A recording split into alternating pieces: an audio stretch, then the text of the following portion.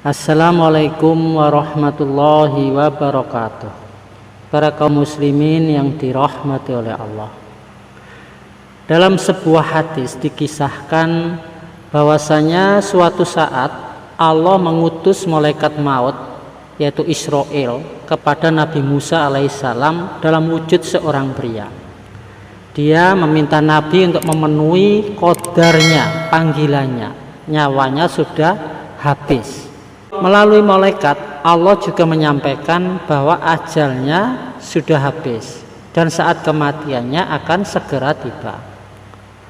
Namun sebagai sosok yang tegas, tidak mengherankan jika begitu didatangi oleh malaikat maut, bukannya Nabi Musa ketakutan, malah justru Nabi Musa alaihissalam langsung menampar wajah malaikat tersebut sampai-sampai mata malaikat itu pecah menjadi buta.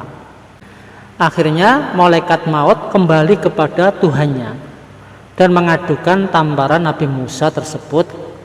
Maka Allah pun segera mengembalikan penglihatan malaikat tersebut, lantas memerintahkan agar malaikat tadi untuk kembali menemui Nabi Musa alaihissalam guna meminta meletakkan tangannya di atas punggung sapi jantan. Kemudian dia menghitung bulu-bulu sapi yang tertutup tangannya itu. Setiap bulu yang tertutup dihitungnya sebagai tambahan usia 1 tahun. Walhasil tambahan usianya ya sebanyak bulu sapi yang tertutup tersebut. Bisa ratusan bahkan bisa ribuan tahun. Setelah mendengarkan penjelasan malaikat maut tersebut, Nabi Musa alaihissalam memutuskan tidak mau mengambil tambahan usia itu.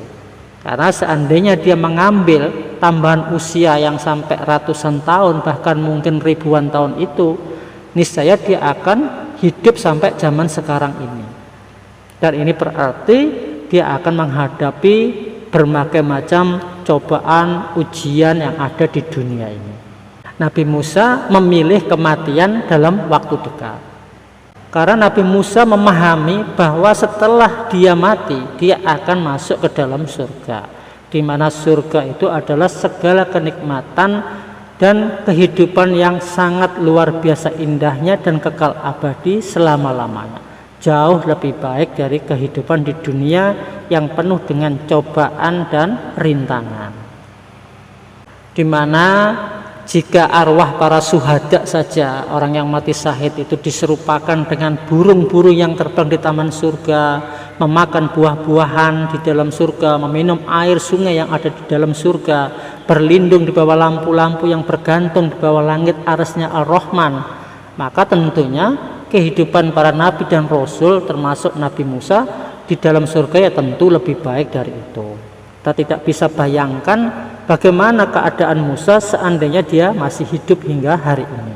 Tentunya dia akan terus mendapatkan ujian-ujian dan beban hidup di dunia yang memang tempatnya ujian dan cobaan.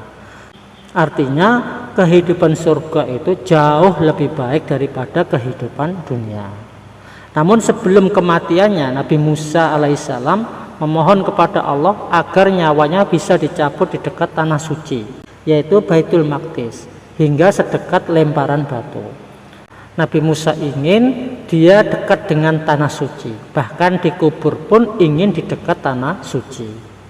Allah pun mengabulkan permohonan Nabi Musa alaihissalam, dan akhirnya Nabi Musa pun dikubur di tanah suci Baitul Maqdis, tepat di serambinya yang ada pada gundukan pasir. Pelajaran yang bisa kita ambil dari kisah Nabi Musa ini, bahwa kematian itu adalah sesuatu yang pasti, qadarnya Allah, ada waktunya dan tidak bisa ditolak. Seandainya bisa selamat dari kematian, tentunya para nabi dan rasul juga sudah selamat dari kematian. Tapi toh ternyata nabi dan rasul pun akhirnya juga mati, karena memang kematian itu ada batasnya. Setiap umat itu ada umurnya, dan ketika umur itu habis, kematian itu datang, maka ya matilah. Demikian pula dengan kita, apapun yang kita kerjakan, apapun yang kita amalkan, tetap namanya manusia, semuanya nanti akan menghadap kepada Tuhannya. Demikian kisah yang bisa kami sampaikan, semoga bermanfaat. Wassalamualaikum warahmatullahi wabarakatuh.